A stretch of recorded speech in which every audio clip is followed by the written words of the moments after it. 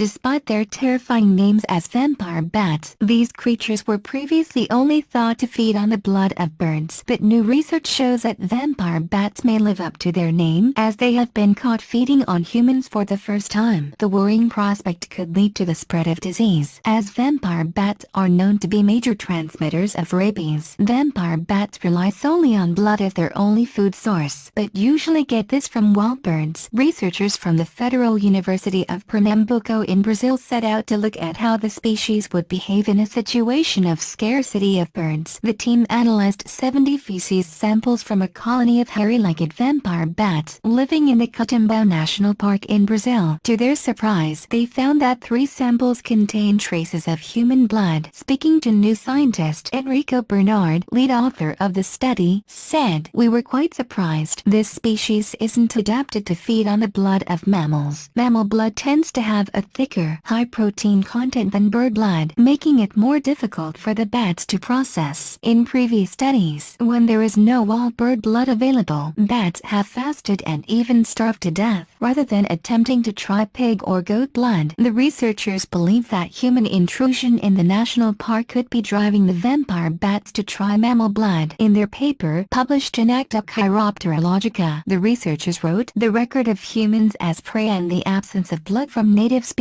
may reflect a low availability of wild birds in the study site, reinforcing the impact of human activities on local ecological processes, as well as traces of human blood in the feces." The researchers also found that most of the samples had chicken blood in them. Mr. Bernard said, "They are adapting to their environment and exploiting the new resources. The findings are a cause for concern for people in Brazil, as the bats could spread disease such as rabies." In the paper, the researchers added, "This opens a range of research possibilities on vampire bats and the Caatinga, both on the species biology and the consequences for public health, considering the potential increase in the transmission of rabies in the region." The researchers believe that the bats enter houses through holes in the roof or windows, or target people sleeping outside. They now plan to visit the homes of nearby residents to find out how often they are being bitten and why.